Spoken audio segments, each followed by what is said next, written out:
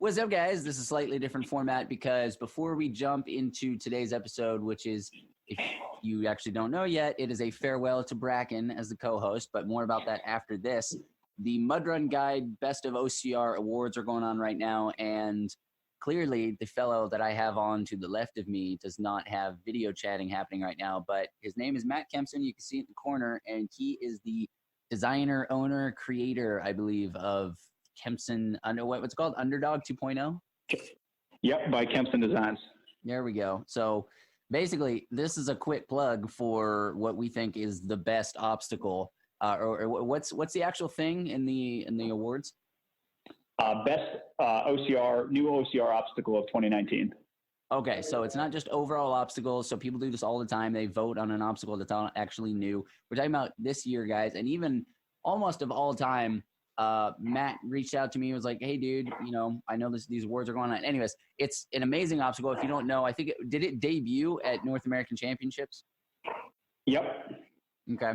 So, Matt, before I talk about it, why don't you tell us why you think it has earned the best new obstacle of 2019?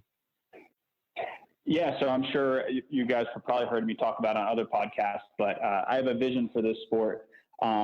And I'm going to do everything in my power to help guide it in that direction. And as you know, I've been a top level athlete for a long time, and I have the athlete's best interest in mind. And I really just want to continue to award athleticism as sort of my theme. And there's been a lot of new obstacles and kind of a general trend of kind of going away from that, where these races are becoming less and less of actual obstacle races and requiring less athleticism to succeed. And I want to change that. And I want them to really become much more dynamic events that build stronger and much more robust athletes. And that's my vision. And I'm going to continue as long as I can to design and build obstacles that help realize that vision. I like that. That's a great way of describing it, because on our path of perfecting and refining the sport, we have gotten towards very standardized obstacles, which is not necessarily a problem, but obstacles that are trying to balance that failure rate to difficulty level, but kind of while sacrificing one for the other. Whereas your obstacle from day to day during the North American Championships had a slightly different assembly that completely changed the way that you could approach it. And even when you change from one configuration to another, it's still, like you said, it either rewarded you taking a huge chance or having the extreme athletic ability to do something like the viral, I guess, video of Aaron Newell doing the dive out and doing it in like the whole obstacle in like less than 2 seconds, or still making it a safe route for the maybe a less gymnastically inclined athlete could do and still safely go through. Exactly. But it takes a lot more time. Yes. That's exactly what I was trying to accomplish with that. Encourage athletes to be more athletic and take more chances and make bigger moves. But at the same time, I don't want to create something that is, the general population is not going to be able to get through. I don't want it to become a Battle Frog 2015 debacle where you've got, hundreds of girls lined up, not able to get through this one obstacle or whatever. So I think it accomplished what I was going for. I couldn't be more happy with how my debut turned out at that event, and I'm really looking forward to putting some real good stuff out in 2020. Nice, man. If anybody has not seen doesn't know what it looks like or wants to see that Aaron Newell video, where can someone go to check it out? I've posted on Instagram a handful of times. I'm not actually on Instagram right now. I'm taking a break until the new year. So I think you're just going to have to sit patient for a little bit, or you can take a look at Aaron's Instagram. I'm sure he'll throw it up there again. Okay, cool. Yeah, cool. For the record, I was the first person to do that. I just didn't do it in the race on camera. I saw you, Benny, and I think I actually just did a podcast with Rich Ryan not too long ago, and I gave you, I think it was you, Veejay, Ken Carigliano, and my brother all shout outs for being studs going through that obstacle and having some balls. Yeah, just don't kick the bell, Ryan. I was literally I was astounded when that happened. Anyway. Yeah. Tough love. So folks, go to Mud Run Guide. I don't know, type in Best of OCR Awards, and scroll. You don't even have to vote for everything if you don't feel like it. If you're feeling specifically in love with Kempson designs, then just go find Best Obstacle, vote Underdog 2.0. And yeah, now Matt, thanks for coming on, and let's find out what Brakken's doing since he's leaving Obstacle Dominator. All right, hey, I appreciate you, Benny. Yep, see you.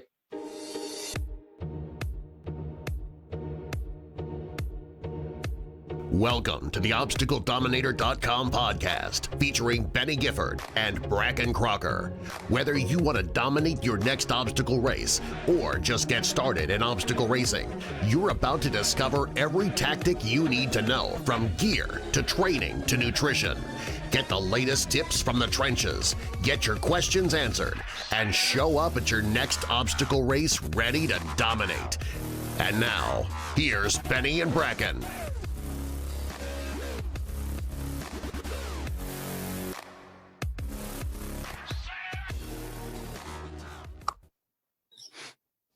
All right, Brakken, how long has it been? Like 9 weeks, 10 weeks? Barely. Barely?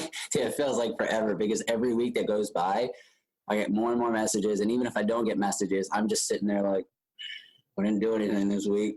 Oh. But it's been for good reason, right, my friend? Yep. You wanna give the news to our lovely OD fans? Yeah, this will be my final Obstacle Dominator podcast as a host. As a host. I'll be back as a guest. Yeah, I was like, keep that attitude up. It will be your last time. I hope I'm invited back as a guest. Of course you will be. At some point. I hope I earn that. Yeah, branching off, going to do my own thing. It's been a blast. This year has been great, and it kind of showed me exactly what I want to do moving forward. And so I'm going to be out of here. Benny's going to hold it down. And I'm excited to see what you do with it from here on out. Yeah, to be honest, I'm pretty excited to just freeball this. It's been a lot of fun having you, having Ben, having Rose, having Hoonter. But you know what? You've all been holding me down. Some toe straps to the ground. I need to open up the kimono. Oh my God, I can't believe. I swore I would never say that. I can't stand when Ben Greenfield says that. He says it all the time in his podcast. We're going to open the kimono and just dive right in. Those two belong in the same horrible, overused sandwich. So if I have any idea what you'll do with this, I feel like opening a kimono is an apt analogy. Right. It depends on what's underneath that kimono. No, I'm excited. You know, we talked about doing this like 7 or 8 months ago about wanting to open up the range of people we have on the Pood. And I think I wanted to open it up a little farther. You wanted to chat just about other sports and invite other type of athletes.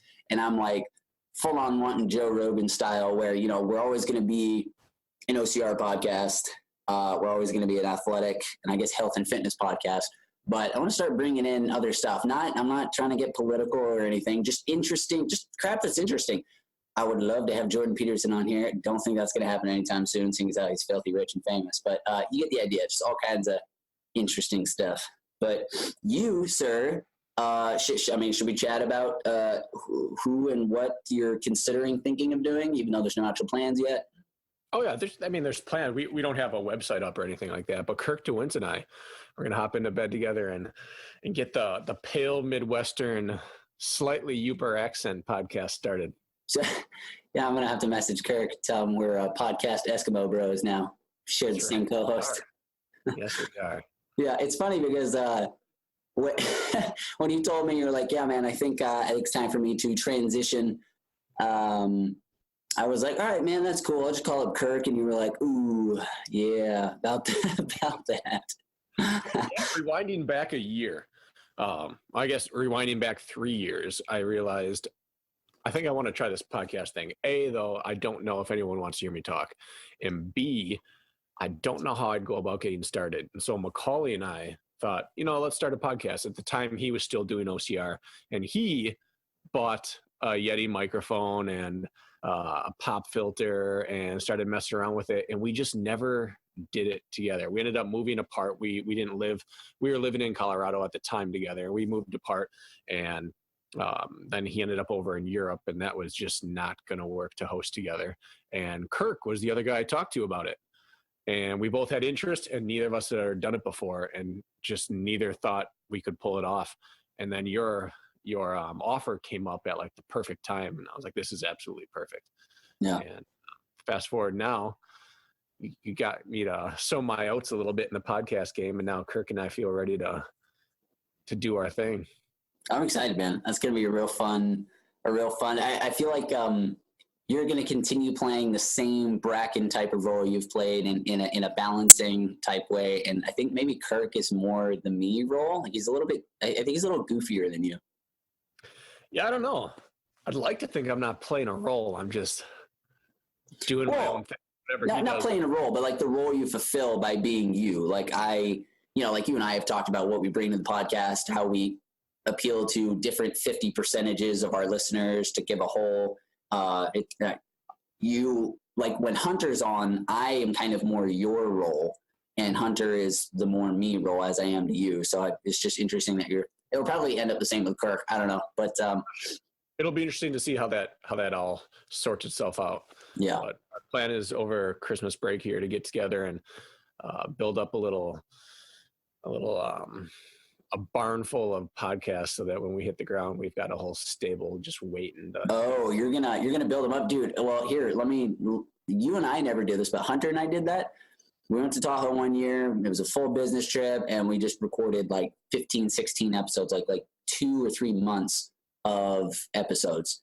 And it was great, but like all the information, we're not news, like we're not, trying to keep up on the most recent happening, but that is a little bit of the point of what we're doing. And when you do them all kind of back to back, not saying that you can't, but you have to try really hard to make sure you're diversifying the content because you're all in the same mind state. Everything that is happening for every one of your guests at the same time if you're going to do them back to back. So just make sure that you taper that, because I'm not a listener, but I was super bored of our content from all that. I was like, oh my God, yeah, all right, Tahoe, blah blah blah. Yeah, that would be interesting since you did it at an event that had to have been the topic of a lot of your conversations. That's a good point. You're in off season right now, so I guess just make sure they're not all off seasons. I don't know. I guess so. Are you? I don't want to get presumptuous here, but would you accept an invite to the Brakken and Kirk podcast? It'd be awesome. I'd love to do that. It's big for me, Benny. Oh my God. I'll be here first. I'll pop your podcast, Jerry. My first one was actually Kirk. The first person I ever interviewed for Obstacle Dominator was it Kirk or Mac? It was either Kirk or Mac, but either way, both very fun, hilarious people to talk to. The first 30 minutes of Kirk's podcast, we didn't even talk about Obstacle. We just talked about the Bachelor life and how many women he slept with. And obviously Hunter was a co-host at the time, so that's where that conversation went. Now, with your transition to this new podcast, are you going to be changing anything that we know about Brakken? Are you going to stop shaving your pubes? Are you going to race differently? Or is it just podcast change? Well, I'm in a restructuring format of my life right now. Settling into the new homestead, re-establishing my training regime, and the podcast is just going to be an extension of that. Yeah, I see you and are you and Veejay, the main two that are doing the attack fuel? Well, I believe Kempson is on board with that as well. Which Ryan Kempson. Oh, okay. Did you see him eat shit the other day on his story? Yeah, I'm a big fan of watching people fall. I just discovered, I don't know, him online. I've obviously always known him, but yeah, he's got some good content on there. How about, are you watching Hosek's little science corner things? He just posted one recently. He was talking about. I'm not sure of this. Huh? I may not follow Hosek on social media. You what? I may not be even following him on social media. Wow. All right, Benny. This is Ian. If you're listening, this is not a shot at you that I'm not following you. I'm gonna pull up my Instagram right now. No, it was just a big shout out for Ian because now you're gonna have to drop his Instagram name. I'm He's only gonna get following 127 people.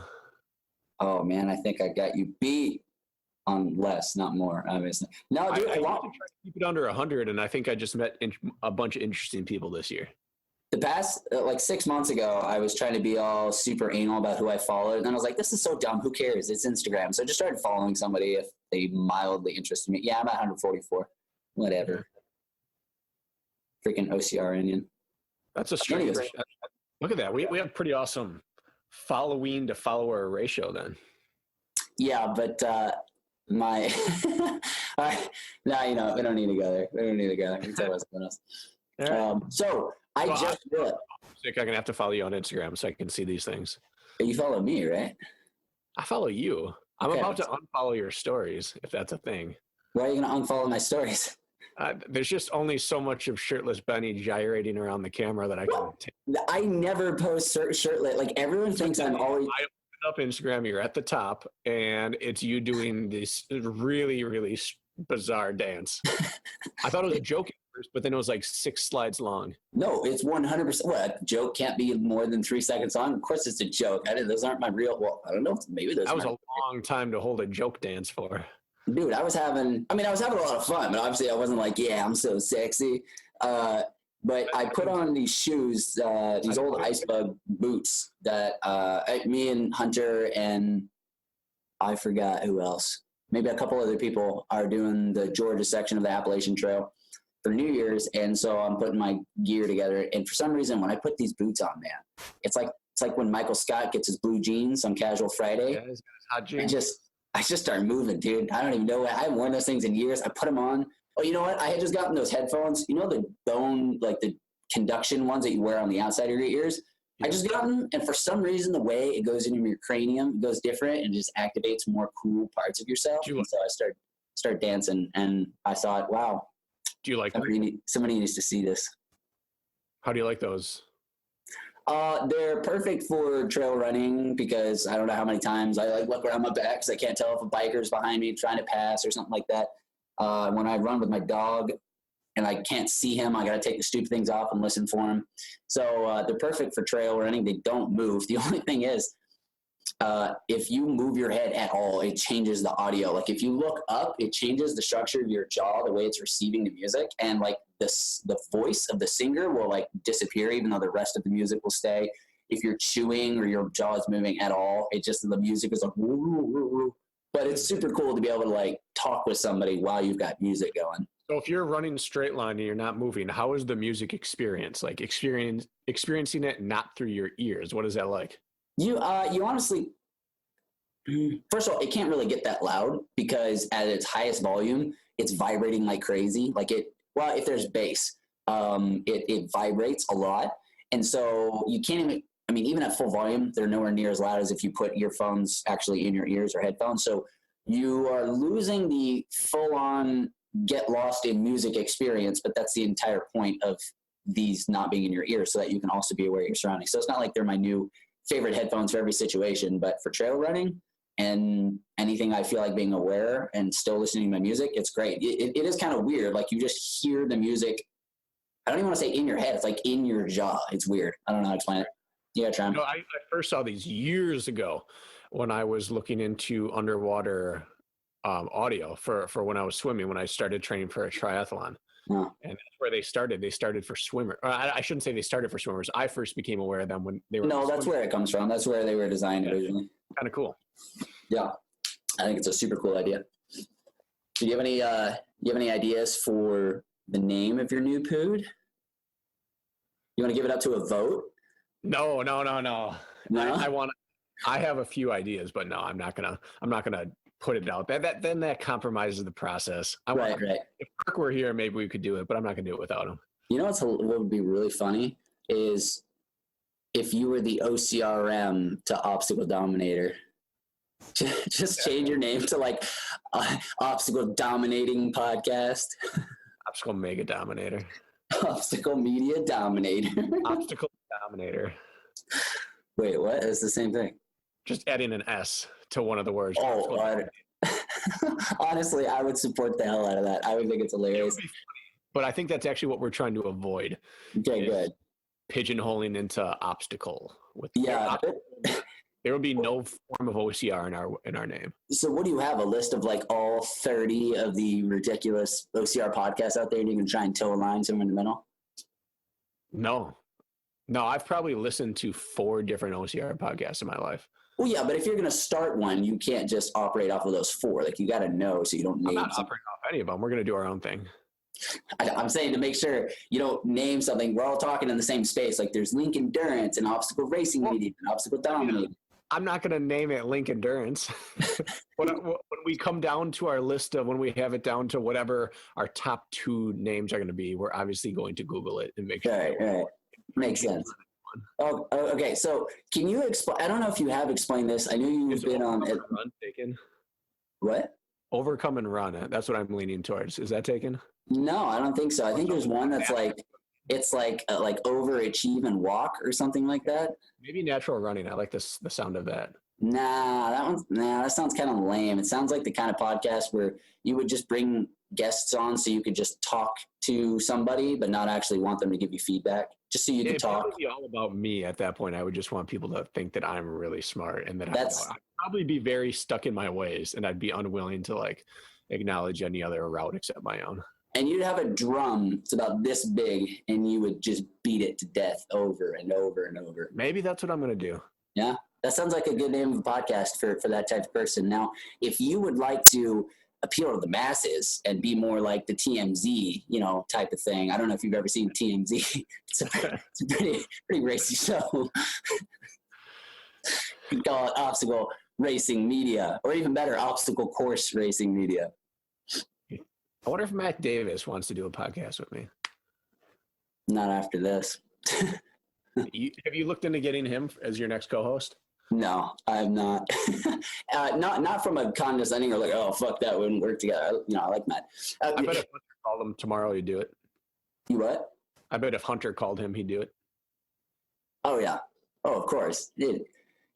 Whether he's got a personal boner for Hunter or not, as a smart media-focused person, he should have a boner for Hunter because Hunter's page, just everything he does, it just lights on fire. It's ridiculous. I used to manage his social media, and the interactions and the messages is just above and beyond anything. I looked at the percentages of like Brooke Wells, right? Really, really, not just amazing CrossFit athlete, but she's got I can post a booty picture and get as many follows as a legit Olympic athlete. So she's got the looks of the female Instagram model, and she's also an amazing athlete.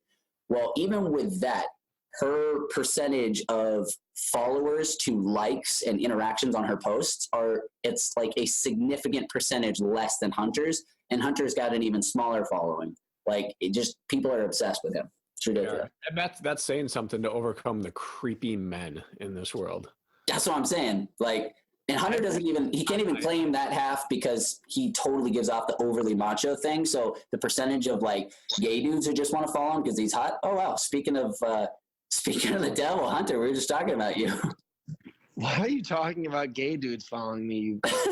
How long have you been on there? Literally. I can't imagine. I stopped doing this podcast, and this is the bullshit you guys talk about. I thought this is what it was supposed to be. Ladies and gentlemen, why don't you say hi to the, oh my God, show us that amazing mullet real quick. To the side. Let's see the side shot. Listen, the two of you are pure trash. And the fact that you even take the time out of my day to bash Veejay, I almost wore that sweatshirt today. I'm so glad I didn't. That would have been really embarrassing. You look kind of like E.T. when he's dying in the hospital. Oh my God. Yeah, if he just got done doing a bunch of push-ups. Brakken, you do at some point need to adjust your lighting situation if you're going to go off with your I have no idea. It's the cam. I need a filter for my camera. I'm not tan, but I am also not this pale. Hi, Veejay. Are you you're in Hunter's place. What are you doing up there with Hoonter? We crushed a mountain ride, probably like 35, 40 miles. Yeah, I'm pretty sure you said 17. Closer to 50. You said 17 on your Instagram, so close. We did it twice. Yeah. 17, 50, right? Yeah. I think that's how that works. I think Pretty close. Veejay. Yeah. Why don't you be my new co-host and we'll just twin it up and people will always call you Benny and call me Veejay. I am so down. Wait, is Brakken? This is Brakken's goodbye poo. That's why I was like, get the. Oh, He said- Brakken, why? What's I wrong? can't hang. I can't handle it. There's too much CBD. That's it? That's the deal breaker? No. Oh, That's yeah, it. I'm telling you. But if you want me to do that, like, Alpha Organics got to take a little break, bro. What? Alpha what? Well, I guess if they sponsor the podcast, it's fine. I can still plug myself, right? Oh, well, no. So our CBD sponsorship, actually, our contract just ended with them like 3 weeks ago, and we haven't met back up. We're supposed to meet tomorrow. So Yeah, What? I'm good with it. Is this podcast all about how you guys are struggling to make money? Is that what this is? that literally has not been brought up. Together, discussing publicly about how they're struggling to make money. Hey, man. All right. I need to cross that off the list. We're not going to get to that this week. Yeah, I guess not. Gosh. So what are you guys meeting for? What kind of clubhouse is this? What are we talking? This isn't a meeting. It's not like we have a meeting and we release the meeting notes to the public. This is a podcast. Huh? I just want to know what we're talking about. Just give me a subject and I'll start. It's the official goodbye to Brakken as the co-host. That's fucking a bummer. We should sing a song. Yeah. We'll if finish you it off picked up, like you were that. talking We'll about save your. it Kumbaya, my lord. Kumbaya. That doesn't scream goodbye. It's more It of a does. unity It does. thing. We're Brakken. praying for you because where you're going, God's not coming with you. Sure he is. It's the God's Midwest. got his eyes on the Obstacle Dominator podcast only. Hey, I got one word for you, Brakken. I'm ready. Sarisataka. I don't know what's happening. I can't believe it just happened. Wait, Veejay, do you get it? Talking about? Yeah, Land of the Lost. Oh my Oh god. my God, he's on the team. He's fucking on the team. I can't believe you got that. I haven't watched Land of the Lost in a hot minute.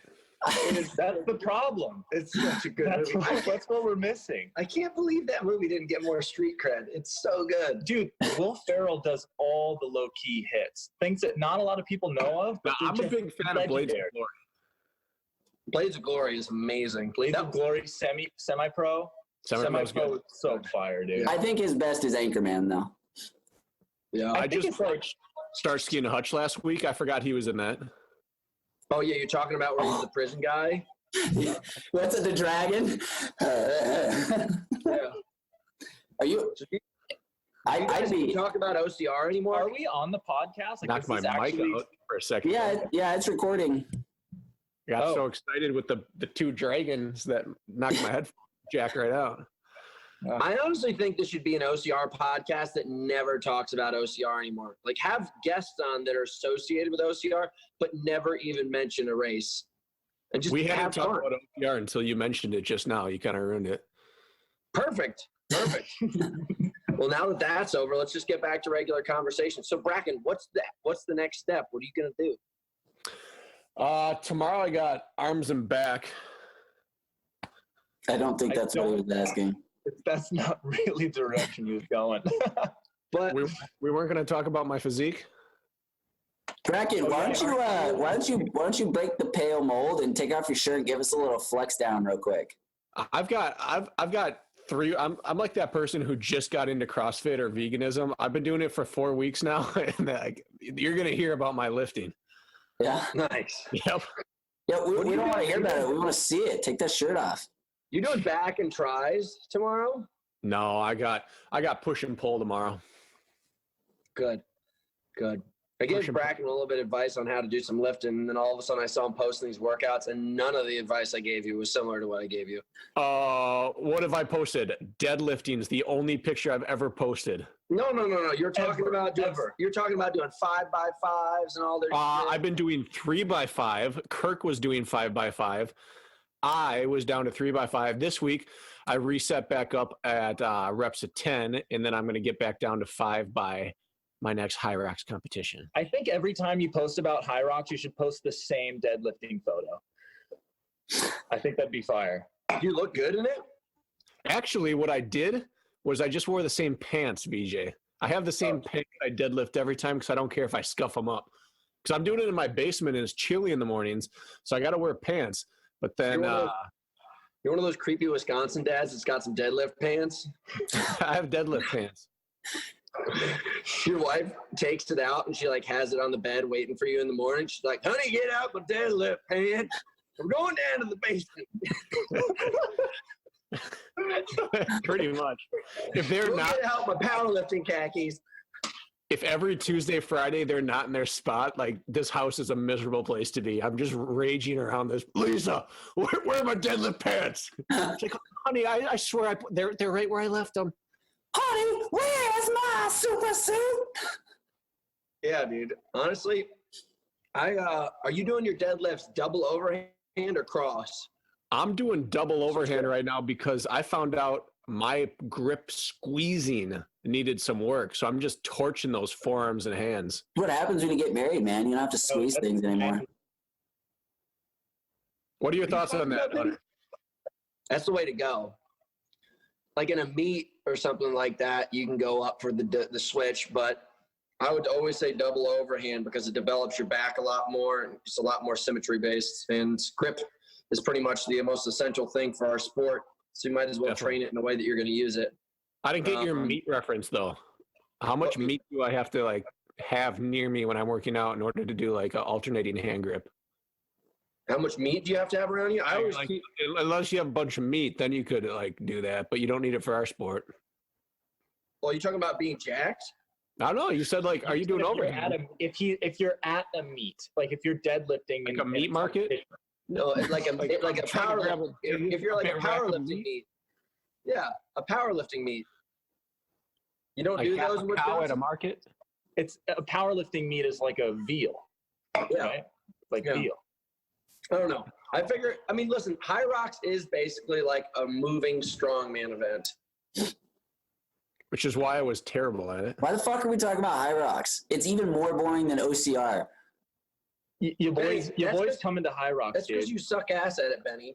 I haven't even done it. How can you say I suck ass at it? Piece of shit. I haven't even done it. You've never finished top 5, or you've never even been top 20 at a High Rocks, Benny. I know, man. My worst performances. Veejay, you're really going to conquer the gauntlet and like the guy who like sets up the porta potties beats you? Probably would right now, dude. I haven't touched a weight in like 6 months. I've lost any caring about lifting weight because there's no freaking reason for me to do it if I'm doing Spartan race and my running is where it is. Like I've never struggled on any strength, anything ever, and there's no freaking reason to. Every man who walks by you day by day sees you and knows that he can assert his dominance on you in any way he wants to. That's the reason why you need to start lifting weights. All right.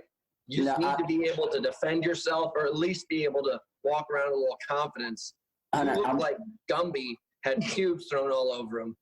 I don't even have that much left in me to laugh because you got to come up with something new, man. You need to insult me in new ways because we've all heard the Gumby with pubes one, and you can't do the black squirrel you got to fight thing anymore. It's all old. It's all true. It's forever gonna be. You know, Veejay and I are starting a running team in Southern California. If people want to come and try out for it, we might be starting an OCR house down here. And I mean by OCR house, it's like a cardboard box you can stay in behind my house. Is that going to be like the Durango one? Dude, it would be so cool if we had a Durango set up. I was just talking about Yatskow today, and it'd be a dream come true if we could have it. Dude, get sponsored by Tough Shed. Just line up a bunch of Tough Sheds in the back, get a little name on the front door. That's where you live. That's where you stay. Spartan missed out on the greatest opportunity ever when they ignored me on my pitch for an OCR reality show, like The Ultimate Fighter, but for OCR. And Hunter and I would captain 2 different houses. And these people would train all day long, and every single week there'd be a race, and the last person in the race was kicked out of the house. And at the end of the season, you get an automatic pro team deal worth 3. What? You know why that would be a super boring show? Because people would actually take it seriously, and so there would be no drama. Nobody would drink. Nobody drama. No, 100%, dude. I would put LSD on everybody's food at random times, and I randomly put steroids in people's Gatorade. People go crazy for a free pair of socks. What would they do for a 3-figure pro team contract? No, I know, but what I'm saying is nobody's going to drink. Everyone's going to take the competition so seriously. Put 30 men in a house with no TV, no phones, no music, nothing but food, alcohol, and no shirts. It's going to be ridiculous, especially if Hunter's one of the coaches. Sounds like the premise for a porno. This reminds me of my Buff Beach job, but it's another conversation for another time. Dude, I still think we could do it.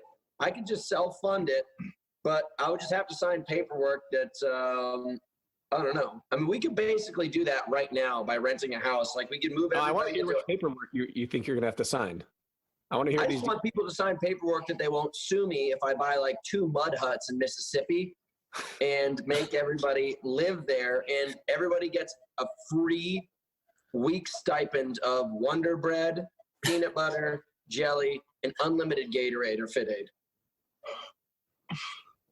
None of there is someone out there willing to take a chance on the OCR, the ultimate Spartan TV show. Dude, they just started this though. They have the show the challenge. Yeah. They have the challenge now. They have a Spartan race edition of the challenge. They're doing it already. What? They're casting at every Spartan race. They have casting for MTV's The Challenge. Yeah, but it's not Spartan. It's just being marketed at Spartan. There's nothing different about the challenge. No, it's like a Spartan version. I think they're gonna try to have like a bunch of Spartans versus the other side, like how they have the war. Guys, this has been 4 years in the making. I worked for Burger King years and years ago at this huge festival down in San Diego, and MTV was there with the challenge, and they had Johnny Bananas or Mr. Bananas or whatever the hell his name is. He's a guy who's been on that show for like correct vernacular. Yeah. Johnny. So he's been there for a long time, and they have these 2 huge inflated like burgers, and each person stands on one, and they fight each other with like jousting sticks and stuff. And I was just there working as a brand ambassador because that's what I do. And I'm shaking hands with everybody on the set just so I know who's who. And I walk up to this guy, and I'm like, "Hey, I'm Ben." And he goes, and I ask him who he is, and he looks at me and he goes, "Oh, you don't know who I am?" And I found out that was the Bananas guy, and I was like, "Dude, cool your jets. You're on fucking MTV. Like, it's all right." In one season of the Spartan show, more people viewed me than like 10 years of your shitty little show. So anyways, okay, obviously.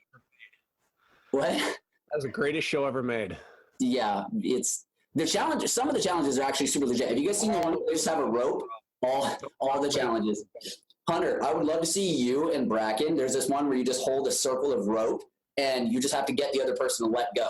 So you're just throwing each other around, and it's actually a pretty freaking brutal one. You should look that up. It's good. I'll do it, but we're not using a rope. What? I just watched one last night where they're standing on a box and they're pulling at each other, trying to make each other fall off the box. Yeah, it's just like blowing up party games, just on a big scale. We could do it, Brakken, if you're willing to leave your family and be a coach and move with me to Mississippi. We could have Benny. They can have their own mud hut. They can live in my trailer. That's fine. I'm 100% down. We will find the next great Spartan brand ambassador. Well, we need to find a financier, or we just need to start our own YouTube channel that could run all this stuff. I bet you, literally, if you look at Spartan's social media and all their media, like all the Facebook Live stuff that they do, they get less views than I do on most stuff. It's pretty bad. Really interesting. Their face. What just happened there, Benny? Did Benny just implode? What? Was I frozen? No, I had to shut the window. It was too cold. Okay. Yeah, their face, even back when Facebook was their big means of marketing, they'd have like 4 million people, and they get like, their max was like 20,000 views on a video, and usually it was like 4,000 to 8,000. It never made sense to me how Spartan got such low views on social media. Probably has something to do with David Watson. What the fuck's the name of the other guy? Jody I. And then what the hell is his name? Are you guys buddies out there now? What's You're that? all out in California, you and Jody I. Are you doing stuff with Joe? No, Joe like kind of really wrote me off after he was done with Spartan Race. I think he like was so upset with the way that I handled myself with him that he just doesn't talk to me anymore. Veejay, you and Jody I buddies? Oh yeah, best of friends, dude. We hang out all the time. We get a wheatgrass shot every week. Yeah, good. No, dude, that guy, He's a turd. That guy, he pretty much wrote me off like the first day we met. He lied to me so many times. Oh, dude, I don't want to get into it, but. Well, then you were officially part of the pro team. Yeah, that guy was worthless. He's terrible. If you had to pick 3 people to do the worst job in the world, I'd struggle to find 3 people to do a worse job than they have in turning this into a professional sport. Hunter has said this about every person in Spartan and Tough Mudder. What? Who are the 3? I just said Robert Coble, Joe DI, and David Watson. Okay. I think people think David Watson's intelligent because he has an accent. That's what every fucking person with an accent gets. It certainly helps. It really does. It makes you better looking, and it makes you sound more intelligent. Exactly. Like, I don't know what it is, but in reality, I think staunch Robert Coble defender. I'm a huge Robert Coble fan. That's what I was just about to say. I think Robert Coble is incredible. I think he just didn't have the tools to deliver and control all of these athletes. He just was a very intelligent person in his head, but he couldn't take his ideas in the plans and then implement all the athletes into it. No, Spartan just never had people in the right positions. Ever. Yeah. But that's what happens when you advertise E-level jobs, but you're willing to pay minimum wage. Well, you're stuck with people who are willing to do it for the visuals of doing it. And I don't lump Robert into that because he doesn't want to be on camera. He wants to be behind the scenes. But most of the time you just get whoever's willing to work for free if I can have my face on camera. You know what's really David McGee. I went to a Spartan race this weekend looking for Steve Hammond, and he wasn't there.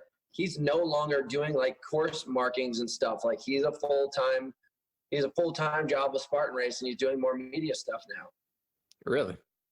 That guy deserves it. He still marks courses. Not as much though. He would have. Yeah, he does the main championship races. He'll probably be in Los Olivos unless he's on vacation or something. Yeah. He's probably marking the course for the trail championships this weekend. All right now, if Brakken, Hunter, and Veejay stepped on course at Oracle Park for the stadium finale, who wins? Oh, I'm in garbage shape right now. I ran more than a day or 2 a week for all 3 of you in garbage shape. It's off season. You found me in a less confident position than you find me in right now. If it was before my ankle injury, I would have fucked you guys up. We're all in. I'm 10 pounds heavier than I've ever been. Hunter's injured, and Veejay hasn't been running. This would be an interesting competition. I still think I'd obliterate you guys. It would be worth my time. Veej. Dude, you don't understand. You're a hippo, and I'm a thoroughbred. I will take you out. Dude, you barely beat Isaiah, who's the slowest person I've ever ran against. How fast do you need to go just to win? Do I need to beat him by 2 minutes, or do I just need to beat him? You don't even look like you're beating him. I let him work his hardest on the stations, and I just do whatever, and then I run right back up on him and wait for the next thing. That question was answered by Mindy. It doesn't matter if you win by an inch or a mile. I live my life a quarter mile at a time. Yeah. There you go. Dude, and then when it came down to it, there's a sandbag carry at the end. I think I put 30 seconds on him in 1 sandbag carry. I love how everyone comes up with these impressive stats. You should see how hard it was when I carried that bucket. It was fucking crazy. That's not the race. You have to literally run start to finish, and win the thing. And I think I'm pretty sure I did. Yeah, you did, but I'm saying barely. Okay. Barely. I don't see the point here. Hunter, you yourself are quoted as saying, doesn't matter if I beat you by a second or a minute, I'm still the champ. I know, but remember that's when you versus on Broken Isaiah. Skull? Remember Broken Skull when you just won by laying there bleeding out of your nose until a guy got tired? Yeah, that's called playing possum, dude. No, but why does that work for you? Yeah, man, I use a strategy. That's different than running a race. I think you just. How can you even compare an endurance sport versus a physical fucking sport? That's like comparing an endurance sport to football or basketball. 90% of a fight. It's even less impressive to get out wrestled for 20 minutes and then win because the guy gasses. It's called a strategy. It's called playing possum. If there was ever one venue to not play possum, it would be hand-to-hand combat. It wouldn't be a race. Yeah, but this isn't like an MMA match. I didn't get I'm just gonna let this guy think I suck. I'm gonna let him break my nose. I laid down on the ground. Are you literally teasing me for making $195,000 on a television show? No, if How we're much using the money word did you make teasing, at your JV Spartan race last year, you piece of shit? I'm never on a JV race, ever. But I'm about to because I need to start winning races. Yeah. Okay. I'm going to run Saturday in Jacksonville and Montana. What's Oh that? my gosh, dude! Really? Are the races on Saturday or Sunday? I'm going to sweep The the both U.S. those races? series on the opposite day of the event. I'm going to sweep. Are you always going to rent? Wait, Well, so Jacksonville's on Sunday because it's a sprint, and so is Montana. But Montana's a super on Sunday, though, right? Yes. And I'm going to win day one or day two, whatever the opposite is, of every single U.S. series race. And Are you not going to race the actual series race? Are they just I'm- doing this to screw over the Mormons? Because the Mormons didn't race this year because it was on a Sunday. And because they're old. No, No, I'm not actually going to do that. Hobie's in fucking great shape. These Really? guys aren't old and beat up, dude. They could still tune everybody up. They just didn't race because it was on a Sunday. You know how much shit I'm They going to wanted get for to. saying that? What? I'm going to get so much shit for saying that. Because they're old? Yeah, I love Cody and I love Hobie. I just figured they both were like at the place of like, nah, you know, I'm done. The pounding down the mountain hurts. Blah, blah. I mean, they've all said it. I We'll was never reach that point. There, Hobie lives in reverse dog years. Or dog. I saw him, dude. He looks exactly the first day I met him. Is he And I like never Benjamin? changed. I was like, what the heck? He's got that Benjamin Button thing. He's just kind of going backwards. Doesn't have some body fat on him, dude. He's just a monster. Vijay, I can tell you've been Telling spending you. a lot of time with Hunter because you're the first time we interviewed you on every time you've been on this podcast, you're very delicate with your words. Since you've been on here, you've been like, "Man, fuck Jody, that guy's a loser." We've been hanging out for like 2 minutes. I told him this year, I was like, if you want to go out and have like a successful year, I was like, just go and tell everybody how you're going to do it and don't back down. That was my piece of advice. You know, I like to let people feel good up until the race. You know, I don't want to hurt any feelings. But I guess I gotta hurt feelings. hey, you know, whatever. Everyone's going to do it for VJ this year. Everyone's going to be terrified of VJ and Botris to start the season off. Everyone hears the rumors of how fast they are, and everyone saw last year how fast VJ was on these courses. And you know how Woods had all this hype going into last year? No one's going to be able to touch Woods in Jacksonville. No one's going to be able to touch Woods in Alabama. That's going to be Botris and VJ headed in the offseason. Everyone's just terrified of these two guys. No pressure, Veej. I don't think anybody's ever used those words describing those people. But if I saw you walking down an alleyway and I'm like, oh no. He would huddle up on the ground. He'd play possum. And then after like 20 minutes, if you got tired, then he'd beat you up. Well, listen, I mean, if that was the fast track to making that kind of money, I would definitely let him know that that's the style. But listen, I think I said this to him. I was like, you're going to go out and you're going to run out super fucking hard and you're going to miss your spear and then you're going to be a head case for the rest of the season. And it's okay. It's okay. I think so many people are going to go out so hard in Jackson and it's going to be hysterical. And then everyone's going to shit the bed, miss a spear. And then I bet you, as usual, it's going to be like Ryan Atkins win or something like that. It's going to be out super hard.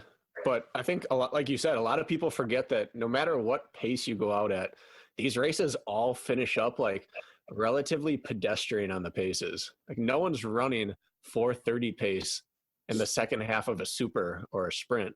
They're all Speak just for running yourself, like, bro. what? Speak for yourself, bro. Okay, so BJ's going to close in 4:30. I But think like everybody holds like a 5:15 to 5:45 the whole time. Somewhere in there, like when I was in everyone Alabama. runs threshold pace. Well, yeah.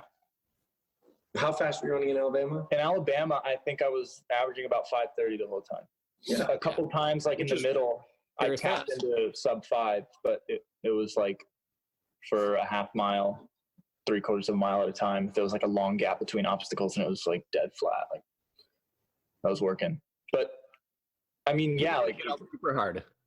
How much And- did they play? almost a minute. Over how many? Over like an hour? It was 58 minutes. Yeah. 58-minute super. Hunter, DJ, what are you you know coming what? back for this year? Hmm? What are you coming DJ. back for this? Okay. Who's talking? Who's talking right now? Veejay, I want to know if you smoke pot. I don't smoke anything, bro. Hunter? What about you, man? What are you doing these days? Do I smoke pot? No way, I know. It makes you paranoid. I'm not a damn hippie who lives with some kind of creepy background sheet everywhere I go. Hunter's go-to adjective is creepy. He could be in like a crystal palace and we'll call it creepy. Yeah, it is fucking creepy. I don't know anybody who lives in a winter wonderland with a sheet behind them like that. You don't know enough cool people then, my friend. You're in your mom's linen closet. Half of season 1 was in that fucking closet, and that sucked. I know. All right, back to my question now. Hunter, what are you coming back for this year? I mean, I'm going to start the season with Jacksonville, and then from there, I'm going to go. Wait, what? You're doing the sprint? Yeah, So I'm now going to we're sprint. just trying to get in VJ's head already. I'm not trying to get That's what he does. He likes to, even if he doesn't like people, he'll bring them in. He'll try to toast them and get in their head, make them intimidate them. Basically, I can didn't literally you bring, like before Tough Mudder? Get him to wear dumb hats. Didn't you bring in like Isaiah to do a track workout with him? Yeah, And then just toast him in the track workout and just be like, all right, let's go race, bro. Yeah, Have a good time. and I was beating him by a fucking like a quarter of a lap. You talking about Park City? Yeah. That fucking sucked. I was then also dying, but even further back. You brought him in to prove a point. Yeah, because he's a fucking dick. And he's like, yeah, man, I'm going to get you in this race and this race and this race. I was like, perfect. I was like, please come run with me and let's just see how you feel. And we did, I think, 5 400s or 6 400s, rest 5 minutes, 6 400s. And, just melted them. And it worked great. And then, what the fuck? My main focus is high rocks, though. But I'll tell you right now, this is my prediction for Jacksonville. This guy's going to go out hard. Pause. Before we get to that, did you see High Rocks? Did they lower the world championship prize money? Did they? Their website says something like $5,000 now. It used to be 10. I'm pretty sure it was at least 10, yeah. Some Spartan race stuff. I'm going to contact them. I keep on staying in touch with them. They dropped it from 2,500 down to 1,500 and blah, blah, blah. And I think that's like the worst place to get cheap on. I mean, listen, it directly correlates with us, so I'm going to bitch about it. But it's like, what are you going to do saving that extra $5,000? Like, if you want to, just pump up the prizes. Like, stop spending money on all these other things. I've said this for years. Like, Spartan Race should give $500 to every fucking person at every single race for winning these other races and pump up the big ones really big and try to get more athletes and more coverage to this. Yeah, but if you realize that you're going to get less competitive athletes because they're going to think, well, there's no way I'm beating these 3 people. And if only like 5 to 10 races each year have prize money, then all those at least 5 to 10 people are going to be there. And you're only ever going to get those 5 to 10 people because everyone else is like, well, there's no way I can beat any of them, so I'll never get money. That's what they need to do. That's never been the mindset of athletes, dude. Fucking athletes come out forever and just try to beat the people who stand there. People aren't just like pussies thinking that they can never break through the top 5. I don't know what OCR world you were in, my friend, but every single Sunday race ever has been pegged and targeted by people who are in the B to, B plus stage of races. And I've never done it, but that's almost to my whatever. Like, there are guys out there with amazing resumes because they've won 1,000 day 2 races, and mine looks stupid because I have 1 podium. You say, BJ? That's like Kevin Donahue's claim to fame, and nobody fucking cares. And I love Kevin Donahue. This isn't a crack at him, but you can't put that stat up there and anybody even cares about it because we all know it's a Sunday race. All right, back to your prediction for Jacksonville. Sorry, I interrupted you. All right, perfect. This is going to be hysterical. BJ comes out hot. Same with Bob. Stays hot. Let's just say the 2 of these freaking idiots are going to run like greyhounds. They got pea-sized brains and big lungs. They're going to run as fast as they can, and then they're going to come up to the spear or another fail-based obstacle and somehow fuck it up. Guessing spear for this guy. Cool. Or and then, what's that? I just watched Seattle this week, VJ. I'm sorry. Okay. You were impressed. So you were impressed. Then you got Johnny Lunalima is going to be in the same pack as them, and he is going to have a panic attack, and he's not going to do well. Then you got Robert Killian. He probably just doesn't give a shit, and he's riding off his high still. Not going to do well. Ryan Woods is going to come in super, super hot. I bet you he'll be top 3. Brian Kempson, he's going to be in really, really good shape, but for some reason he's going to be a little bit injured, and he's not going to do great. Ryan Atkins is going to be top 3. And I don't know. Hunter, you're not saying anything revolutionary. You're just retracing the past like 4 years of obstacle course. That's my fucking prediction, dude. Panic attack. Eat ass. Hunter, Where are you in this? I'm taking top 3 for fucking sure. So is it a sprint? Atkins are top 3 in Jacksonville. Yeah. That's cute. What place am I going to take? Are you racing? That right there tells you all you need to know about where I stand in this sport right now. I thought you weren't going to race. Literally, last time you and I talked, you said you were going to focus on. Not going to race until. You told me stadiums and high rocks. That's the last one we talked. Yeah, my 100%. My focus for 2020, 100% is on winning the Stadium World Championship.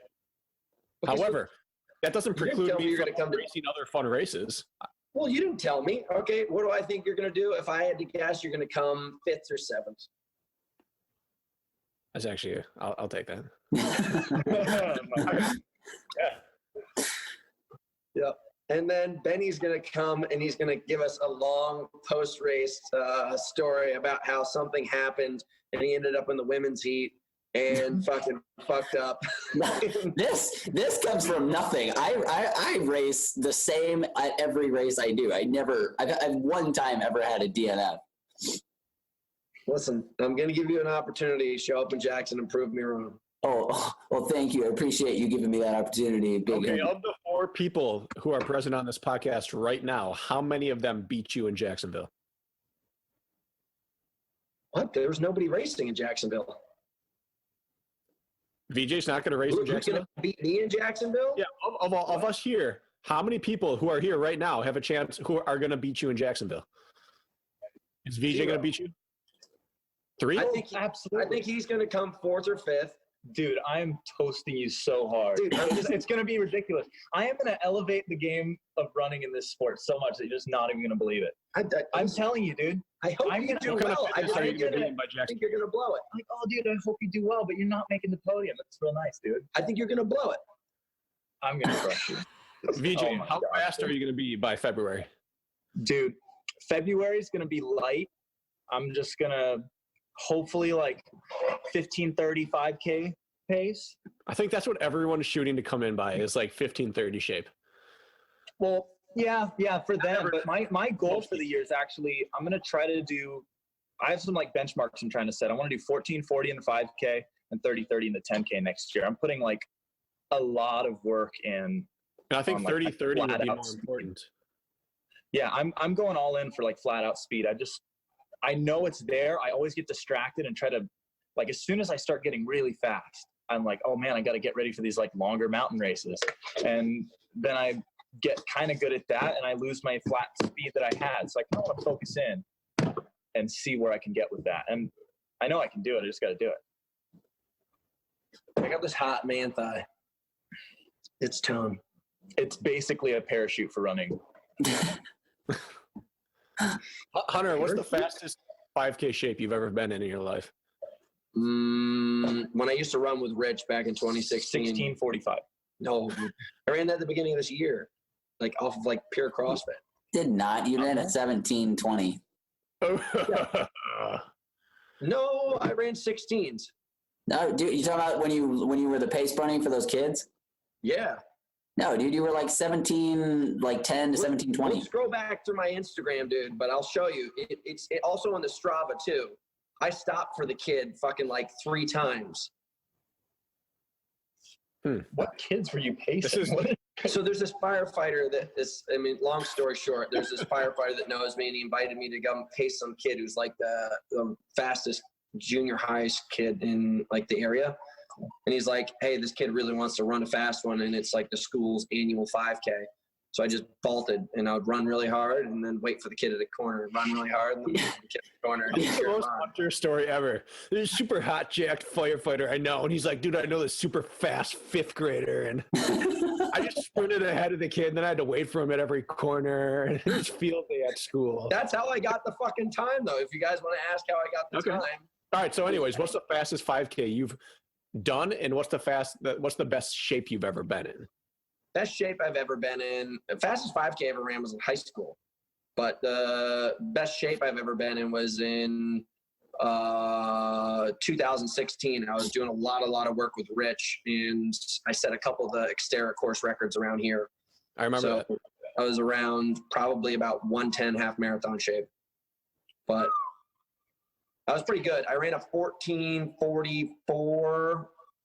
It's downhill included, 2 miles downhill, 1 hill flat, mile flat at the Boney race. Is that off-road or is it on-road? That's off-road.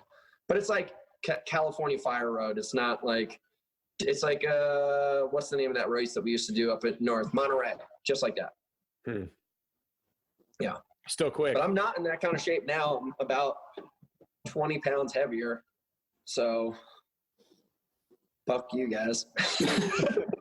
Well, BJ, if you get in 1440 shape with your carries and obstacles, you're going to be tough to deal with. Oh, I think it's doable. I want to be able to miss my spear on purpose and still beat Hunter to the line. Oh my God. I'm going to be so fucking happy if that happens. What if you just... I've been playing a lot of Mario Kart lately because the kids are sick. We tried to beat Mario Kart Double Dash in one day. And that was like our way to keep them happy while they were sick. And so, but first you have to play through 50cc, then 100. And so for 50 and 100, you start messing around, like doing a half a lap backwards and then going back forward. I feel like you should do that to Hunter. Like at the line, you should do 30 burpees when they say go, and then see how much you can beat when you catch him in Jackson. I would save that for a super. The sprint's going to be blazing fast. You know, between the two of you, you've never beaten me in a race, and you beat me once in Chicago back in 2018. I beat you like at least twice. No. In fact, I beat you back-to-back races that year. You practically retired once I came on the scene. You just left. I have shit to do. Oh, Rich has a new kid that he likes more than me, and he's really fast, and Rich is only going to work with him. I'm going to go do CrossFit. Brakken, how much time would you say that you spent playing that Mario Kart game in that one day? We did it. I mean, it takes, it's hours. It's probably 7 total hours. And 8. Weren't you judging me for jacking off for like 45 minutes? I don't know what taking care of my sick kids for a couple hours has to do with you masturbating for too long. You were like, who has the amount of time to do that? And then you're like, I was playing video games all day. Is that your cardio training, Benny? No, dude, it's off season, man. I feel like getting the conversation of these two things so close to each other is a little bit uncomfortable. I was talking about video games. I was not talking about the kids. No, you're not. You're talking about jerking off for 45 minutes and comparing it to him playing video games with his kids for hours on end. Just playing video games. Once again, you're a fucking weirdo hanging out in your mom's linen closet. You should probably pipe down. My entire house, other than me, has the flu, and I'm doing what it takes to get them through, and you're just beating yourself alone. Oh my God. Literally zero comparison whatsoever. I'm glad. So is this why you bought those headphones, that nobody can hear the kind of weird shit that you guys talk about? Yeah, this is so Benny's thoughts only reach my ears. Did you buy those? Did I buy headphones? Yes. Yeah, I bought headphones. Oh, okay. Why? These are those. How'd you win those headphones? These are those look like Bose. Yeah, but this is like a 5-year-old model. This is a wired model. This is an older one. Oh. When did Bose give out sweet headphones? I'm jealous. They were handing them out left and right. 2017. Nope. Yeah, 2018. 2018 season. They're like all the national championship series races. You got headphones. And And they gave them out at like 3 of the 9 stadium races. I won 6 that year, and none of them did they give them out at. Oh, dude. Every time I showed up to the podium, I'm like, yes, I keep the money. I just finally want my silver I won a Spartan race headphones. Like, oh, no, we decided to bring them to Virginia instead today. Dude, so back in 2014, when the Stadium Series, I was more current in the Stadium Series, they were giving out these military-grade iPads that had like a processing system of like, you know, probably something that existed in 1980. So somewhere in my parents' closets, I have a half dozen of these gigantic, like you could shoot it with a gun, you could beat somebody down with it. And the worst POV camera ever invented. Oh yeah, Oh, dude, that I have that thing in my room right now. That thing's so ridiculous. You look like, you know. Oh, you wear it over your head on the side? you look like a character from Starship Troopers. That is an underrated movie. Starship Troopers is great. That was one of the first movies I used to get to watch as a kid that my dad would like let me watch because there was guns and bugs. But little do you know that there was tons of tits in there. That was the second movie I ever saw boobs in. Oh, boobs! Dude, whenever Kempson First one was Varsity Blues. We watch a lot of Sopranos, dude, and we go buck wild every time we see tits. And that movie takes me back. Aaron Jurgensen's house in 7th grade, I watched that movie for the first time. Varsity Blues, or are you talking about Starship Troopers? He was my movie hookup. Varsity Blues and Starship Troopers. I heard there's a chance you're going to start another podcast. You should become a movie critic or something. I would love to just do a movie podcast, But only review movies that have boobs in them. And give them like a deal. like a You call it 1 the out of boob 10, cast. 1 to 10 score of just like boobs on the bottom of the screen. I'm pretty sure Lisa would It's a solid appreciate that. 7.5 Friday, hit. I'll have a special where I only review movies where someone drops dong just to keep it in for Quality, right? the audience. Yeah. Honestly, you become mega famous. What's up, Brock? I think I might start my own podcast called The Morning Wood Show. And it's just going to be me waking up in the morning talking about dude stuff. And I'll invite other random guys over to talk about dude stuff in the morning, too. Brock's probably going to get super pissed because I make a lot of noise. I think that's a great idea because you can target it towards sheltered kids like me who were never taught what morning wood was and had to find out through really awkward conversations with other guys. And they were like, no, dude, you're okay. It's just called morning wood, even though you felt ashamed because you didn't know what it was. Well, even though that may be like the slimmest topic that's ever on a podcast, because morning wood's not something that most people are unaware of. I didn't know what it was. I thought I was just a naughty boy who always woke up thinking naughty things. Did this last until like you were 27 years old or something? No, I was 14. You just cleared this out like last year? I was 14. I was on the way to seminary at 4 a.m. We roomed together before City Field. He's like, hey, man, I have to warn you, like, in the morning, this weird thing happened in my pants. Like, Benny, that's morning wood, man. That's all right. Brakken was the gateway to sexual understanding. Yeah. I really do miss when I used to race a lot where we were just all so broke and we would share hotels, like the dirtiest hotels all around the country. It was the greatest. The dirtiest hotel I ever saw was because of Miguel Medina. Oh, my God. First time I ever roomed him, I had never met him. I walked in and he walked out of the bathroom having just finished he'd groomed himself before the race, head to toe. His chest, like full like chest hair, and he'd completely buzz and shave everything below it and above it.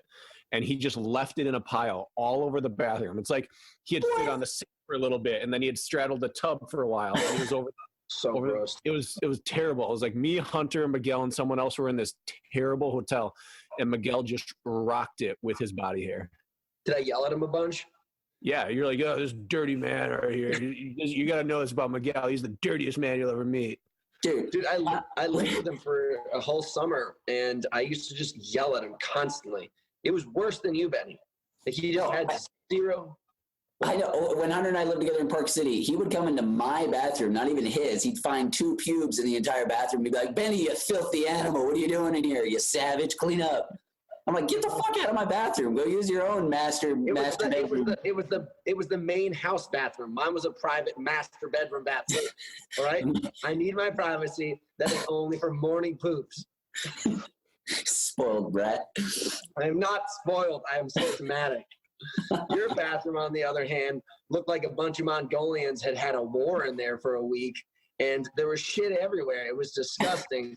Then he used to film himself and send it to whoever he was talking to at the time, flirtatiously. And he would videotape himself like dancing naked in the bathroom. I still have a video on my phone of you dancing in front of a camera and slipping and eating shit on the ground. Yeah, everybody. That was on your story, dude. Yeah, fuck yeah, and that hurt really bad. I turned it into like a sauna. I just turned the water on super hot, so the whole bathroom turned into a sauna, which is pretty slippery. But yeah. Well, this has been an interesting farewell to Brakken and hello, not a return of Hoonter, because working with Hunter is enough to make you want to blow your brains out. You love the guy, but scheduling with him is a nightmare. So yeah, you guys need stuff here. Hmm? Do you guys need to work through some stuff? Veejay and I can go hit a speed workout or something. No, Dude, no, you no. guys be pretty pumped. If I lose a couple more pounds, I'm starting to get those like really crazy thigh veins that you see in bodybuilders or like really good cyclists. I'm gonna shave my legs so you guys can see it when I'm passing you guys in Jacksonville. So you are going to be behind them at one point. How could we see I'm your telling you, thighs? they're gonna run out so fucking fast, like every other chump. Nobody I've ever seen win those major races leads start to finish, for the most part. Mm. I think you're in for an interesting awakening coming back into OCR after 2 years of. It's not like you're not fit. You're still fast as fuck, and you're always going to be a top contender. But I think you're going to think they're going out harder than they are, and they're going to be like, "Nah, dude, this is what we do now." I don't think so. Yeah. I mean, it's usually not a good idea to bet against Hoonter, so I'll keep my. I've run with most of these guys. Him, Kempson recently. It's not like things have changed that much. Yeah. I'll say that We went on a jog, and now he has to get figured out. I think that you're both right. I think the race will go out with many, many people going out way too fast, and they're going to explode. But several people won't explode, and Hunter's going to miss the podium. But that's not a bad thing. Like, top 7 now is what top 2 used to be. It's different. Honey, your worst place ever is 7, right? Yeah, it's Spartan Race World Championships. No. Yeah, well, my worst is 52nd. The Spartan Race World Championships. I should have DNF'd, but I didn't. You mean Ultra? Nope. Just my first year in Tahoe. Oh, gotcha. Don't feel bad. I DNF'd my first Spartan World Championships. I didn't even finish. You guys are a bunch of bitches. I never even started it. You didn't? What? I've never even done a Spartan Worlds. It's all right. You're not missing much. It kind of sucks. It doesn't look It's like the fun. single coolest event of the year, and it ruins everyone else's year because you have to stop doing what you're good at in order to do this one standalone, like, ridiculous race that does not allow you to do all the other training you should be doing. Yeah. Well, fellas, I have an early start tomorrow, and I have to get out of here. And unfortunately, I'm hosting this, and that means that you're all going to have to go to night nights. Benny has 45 minutes of catch-up time to do before. Exactly. I start the timer, man. It's like a countdown. Private Benny. All right, Benny. I'm booking tickets tonight. I'm ready, Showing dude. up at your house. I'm ready. We're doing the Appalachian Trail, the Georgia section. Honestly, dude, if we can, we're stopping like 15 to 20 miles short of doing the entire Georgia section of the Appalachian Trail. So if we're making good time, I'd like to just close the rest of the gap there and see if we can do the entire thing. How long is this thing that you're doing? Certain people are flying out. Certain people are flying out the morning of the second. So whatever distance we can cover. If we're covering 25 miles a day over 4 days, we can do it.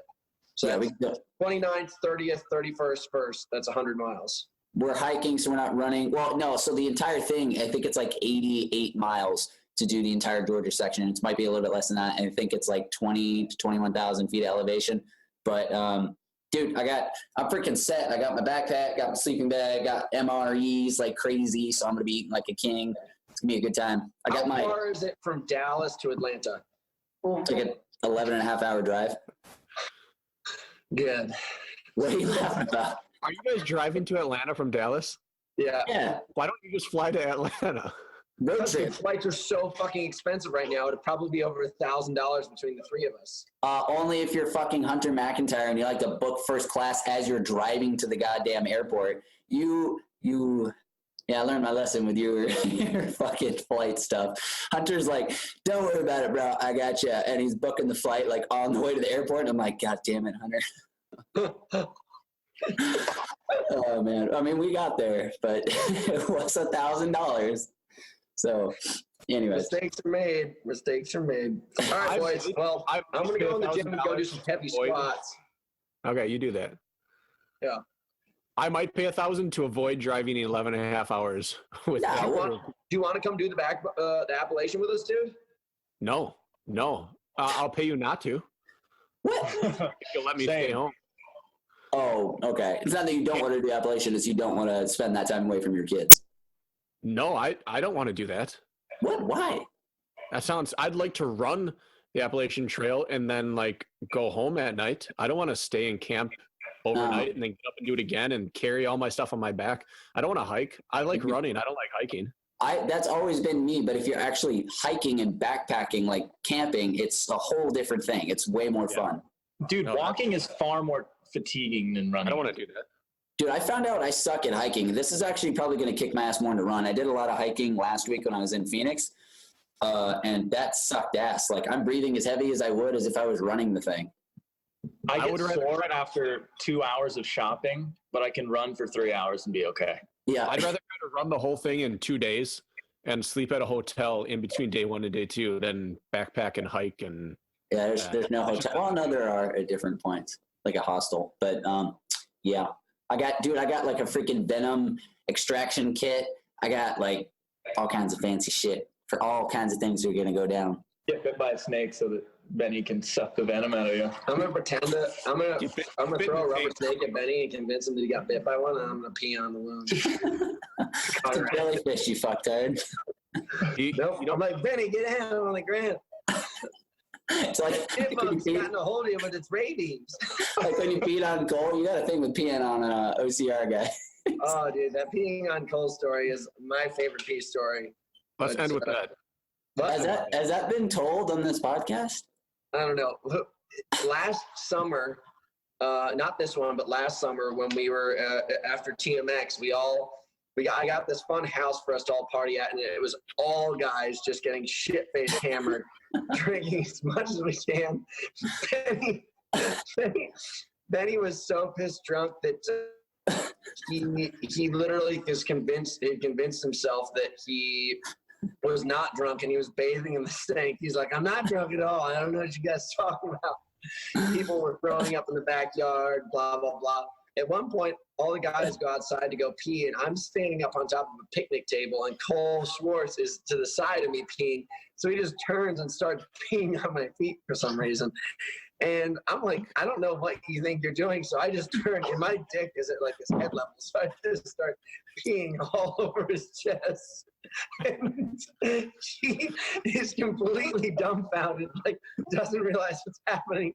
So he's getting a golden shower for like, 5 seconds. And he's like, oh, it comes to, and then runs away, covers my feet. I could dip my feet in the water and walk up the pee, but for some reason, thought that he could beat me. I've got a bigger hose, and I've got uphill advantage. That's good. That's good. The next time you guys have me on the Obstacle Dominator, if you bring me back, I have a pretty good pee story for you guys. Okay, perfect. Well, let's bring you back next week. I'll have to save this as a note. I'll have to save this as a note for when we bring you on, or I bring you on, I guess. Oh, that was a great way to end it. Now I can make the name of this episode something clickbaity, like, you won't believe the story Hunter tells at the end. All right, Brakken, it was awesome having you on the Obstacle Dominator. Hey, thanks for having me, Veejay. I appreciate it. Of course. Hey, we'll have you on next season. I like what you're doing with the podcast. See you in Chicago, punk. I'll see you there. So, peace. Brakken, say goodbye to the audience as the final co-host. Goodbye.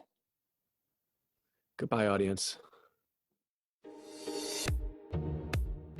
Visit ObstacleDominator.com for show notes, training, and racing resources, and leave your question for Benny and Brakken.